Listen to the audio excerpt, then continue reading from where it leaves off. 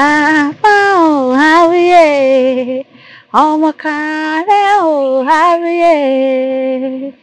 Bàbá ò àwíyé, ọmọ kàrẹ́ ò àwíyé. Greetings from Akoko, greetings from Ikare. Mo kí yín nílé, mo kí yín lájò, mo kí yín ní gbogbo ibi tí ẹ bá wà. Wípé ṣé dáadáa ni èmi ọmọ yín, olólùfẹ́ yín, àyànfẹ́ yín, omidan Mítádé. Wọ́n kí yín pé ẹ kú lé o. Èmi lọmọ wọn ní Ìjẹ̀ṣà òṣèré onílẹ̀ òbí, Ìjẹ̀ṣà orí ìdí ìṣáná, ilé lẹrú ọmọ wa tí múná orúkọ. Èmi lọmọ wa, ọmọ òpópọn, ọmọ òkèdègbé, agbógungbòrò, adépọ̀pọ̀n lójú ológun. Ìlú wo ni mo wọ̀ kàn lọ́jọ́ tòní? Ọmọ Kàrẹ́, ẹ̀yin ọmọ olókè méjì tọkọtabo, mo kí yín o, ǹlẹ́ o.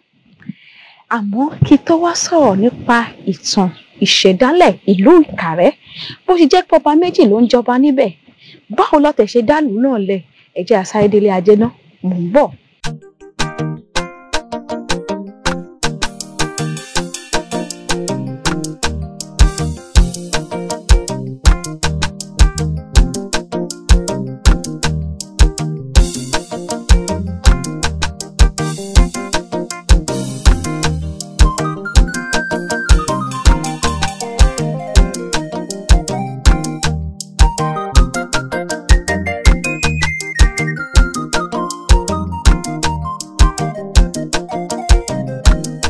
Káàbọ̀ padà láti ilé ajé.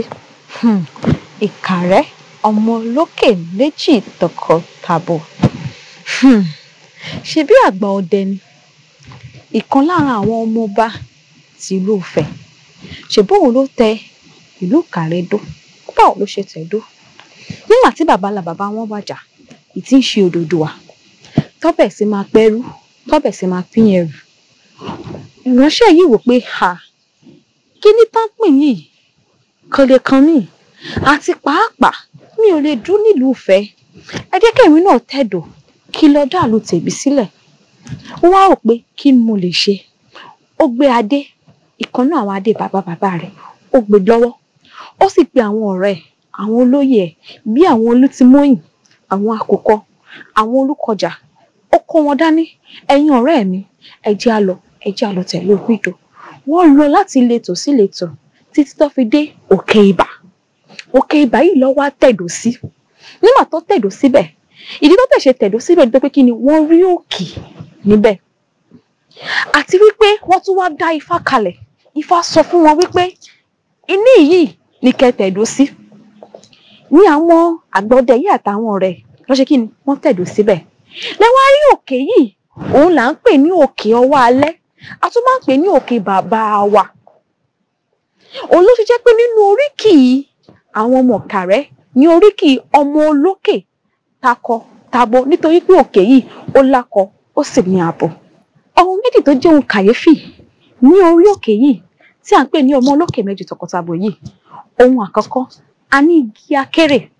Ṣé rí igi akérè yìí, òun láti yọ orúkọ Ìkàrẹ́ jáde. Ṣé rí ohun kejì, òun ni omi àtọ̀. A lè pè omi àtọ̀ yìí ní omi adágún. A tún lè pè ní lake. Kò sóhun tàtẹ̀ lè pè. Ṣé rí nǹkan tó wá ṣe kàyéfì pẹ̀lú omi àtọ̀ yìí ni pé àtòjò pàápàá nígbà ẹ̀rùn, omi yìí ò gbẹ́rí. Ó sì ń ṣiṣẹ́ fún ìwòsàn, ìdáǹdè, ìbùkún àti ohunkóhun tí wọ́n bá fẹ́ fi ṣe. Ṣé wá ní ohun tó tẹ̀ wá ṣe kàyéfì pàápàá jùlọ nílùú Ìkàrẹ́ yìí? Ọba méjì ló ń jẹ nílùú Ìkàrẹ́. A ní ọwọ́ alẹ́ ti Ìkàrẹ́, a ní olúkàrẹ́ ti Ìkàrẹ́. Kò yà yín lẹ́nu bí? Rògbòdìyàn ṣẹlẹ̀ lọ́jọ́ ọ̀hún. Nígbà tí ìkan tẹ̀dó sí kan, ìkejì tẹ̀dó sí kan. Àmọ́ bí bá fẹ́ mọ̀ nípa àwọn ọba méjèèjì yìí, bí wọ́n ṣe jọba, ìtó lágbára jù, ìtójó lórí, ìtójọmọ ẹ̀yìn, ìtóládé ìṣẹ̀ǹbáyé àti tí ò ládé ìṣẹ̀ǹbáyé. Ẹ tẹ̀lé mi lọ sí ìlú Ìkàrẹ́, ìlú olómọ olókè méjì tọkọtabo.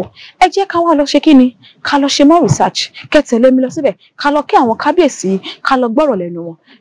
Mo sọ fún yín pé ẹ má ṣe gbàgbé láti subscribe, like, comment, watch àti share lórí Biduni TV. Tẹ́ bá wá ní ohun kan tàbí ìkejì tí ẹ fẹ́ sọ tàbí ẹ wá wò wípé ìtàn ìlú mi rèé mo fẹ́ kí gbogbo aráyé kó bá mi gbọ́.